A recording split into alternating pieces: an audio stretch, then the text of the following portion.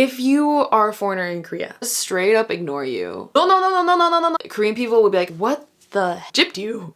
안녕하세요. 안녕하세요. Hey you. It's Natalia, and today I'll be answering a question that you guys ask me quite frequently. That question being, will Korean people treat me poorly if I don't speak Korean? Or do Koreans treat foreigners that speak Korean better than foreigners that don't speak Korean?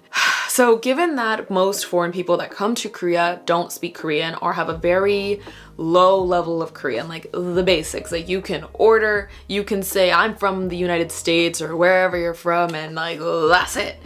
I understand why you're asking me this question. There's so much like stress and anxiety and just like emotions, so many emotions that go into just like coming to a foreign country, whether you're visiting or you're moving or you're coming here to study or something. Like, it's already stressful, not even thinking about the fact that you don't speak the native language or like the local language. So for those of you that aren't too familiar with my background here in Korea, like what I'm doing here and stuff, I've been living in Seoul for a little over a year now as a language student at Korea University. So that just means I study Korean every day.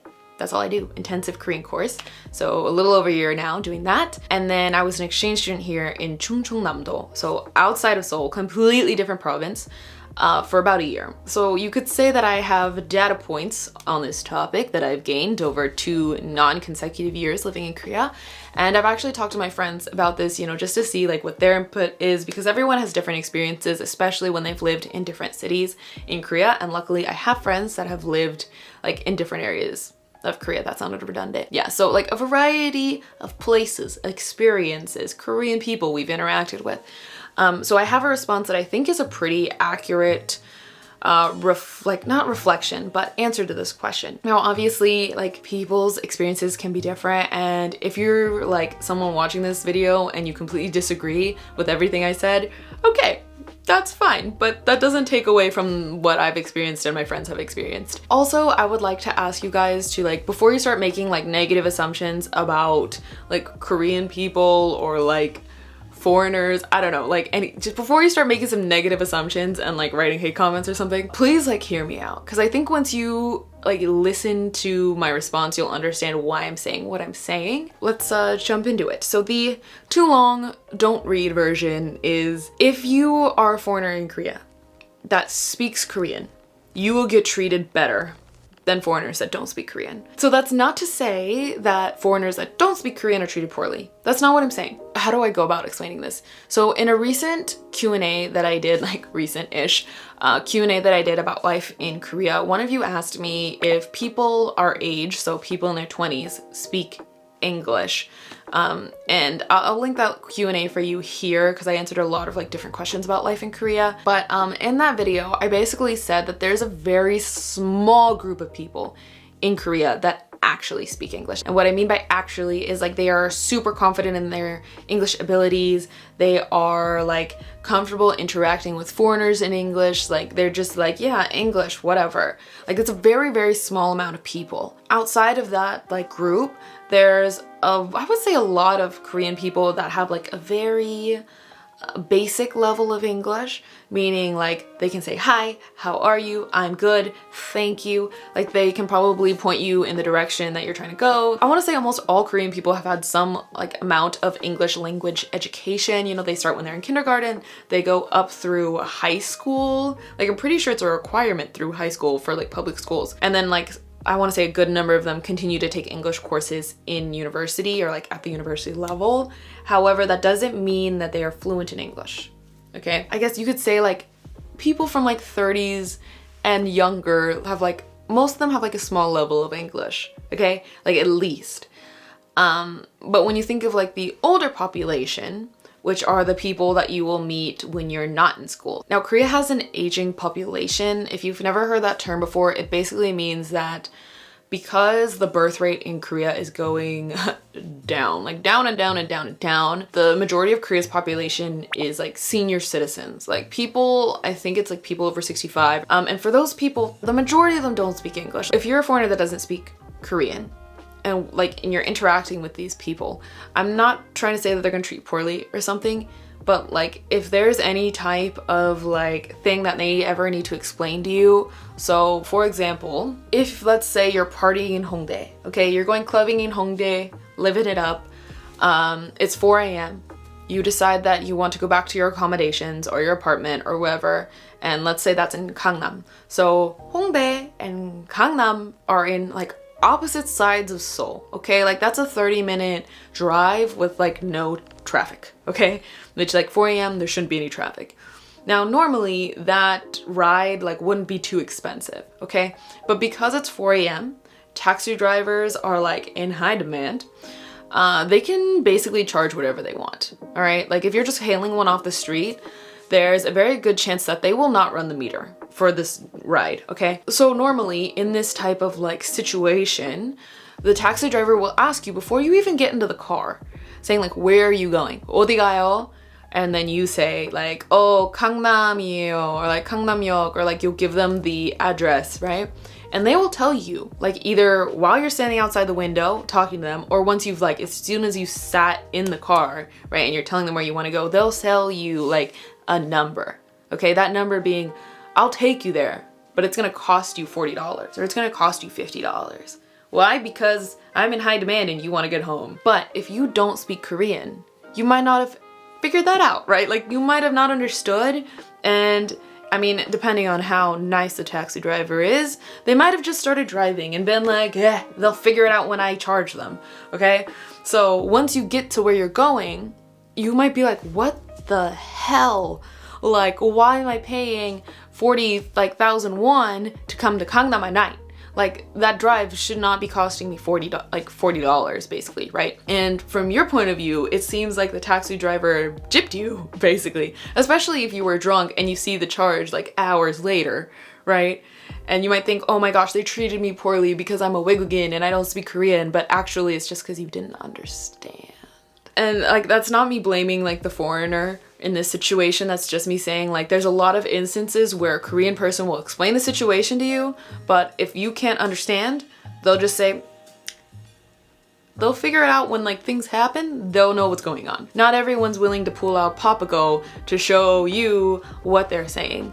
Like there's a lot of times they will pull out Papago, but I want to say most of the time they don't pull out Papago. They just make decisions on your behalf if you don't speak Korean. If you go to the bank, okay, not all banks have people or tellers that speak English. Like the one at Korea University, so there's like a bank on campus, none of the tellers there speak English, okay? They have enough English abilities to say, enter a PIN, sign here, you need your ARC to open an account. Like they speak very set phrases, but if you go off the script, they don't know what to say. Like they're just like, in all honesty, I don't know why they don't have English speaking tellers there, considering there's such a high number of exchange students coming in to Korea University like every semester, like hundreds, and they all have to go through that bank. But anyway, when I go into the bank as a Korean speaker, right, like I speak an advanced level of Korean. Like I've gone through the research class here, which comes after 6 or like TOPIK 6 level. Like I've done that, okay? So I speak a pretty high level of Korean, and when I go into the bank, I do everything in Korean, and they're able to explain things to me. For example, this is like a conversation that I had when I first opened my account. I had to go in, I had to fill out all these forms, and I told the teller that I wanted to make a debit card or a checking card that was also a student ID, because at Korea University and probably other, like all the other universities, but like your student ID is also your school like debit card. So like it has a picture of you, it says like Korea University, it taps you into all the buildings, which at the time, because of COVID restrictions, like you had to tap into every single building you wanted to go into, because they didn't want like outside people, like people not associated with the university, going like into any of the buildings. So I told the teller like, I want to make a student ID card as well. Like I brought a picture and all this stuff, and they started setting me up with those forms. And then on the forms, I noticed that it was asking like, what's your major? Like, what's your department? And I told the teller like, oh, like I don't have like a major, I'm a language student. And she looks at it and she's like, oh, she's like, I don't think we can make you a student ID if you're not like an undergraduate or graduate student, which like, it makes sense. Like I didn't realize that because the school just told me that I could make an ID at the bank They never explained anything. Anyway, so we had this whole conversation. I was like, oh, okay, that's fine. Then like just like a regular checking card. She explains like, oh, you're gonna have a limit on the card until you've been using the account for more than 3 months, and like all these stipulations. And I was asking her like, please enroll me in the bank app. Please like set me up with all this stuff. Which these are all things that like information that she wouldn't have been able to share with me if I didn't speak Korean. Like my roommate at the time, if you guys remember her name was Riley. She went into the bank and it was very like, fill out these forms. Like they did like the very bare minimum for her. Like I had to go in with her, which this is a story that I've told you guys before, but I had to tell them like, please set her up with the online banking app. They're like, oh, she didn't tell us that she wanted that, so we didn't do it. I'm like, yeah, I figured that much out. Thanks. And they were like, oh, but you know, if she doesn't speak Korean, she's not gonna be able to use it. Or like she's gonna have to use this other app that's like for foreigners that don't speak Korean and there's not as many functions on it and like stuff like that. Like, in other words, they made decisions for her because they didn't know how to explain things to her because she didn't speak Korean, and they didn't want to pull out Papago or like any other translator app to like explain things to her. I understand why from their point of view. They're like, if I give her an option, right? If I give her an option and she doesn't understand, then I have to do more work to try and explain the options to her now, because now she knows there are options.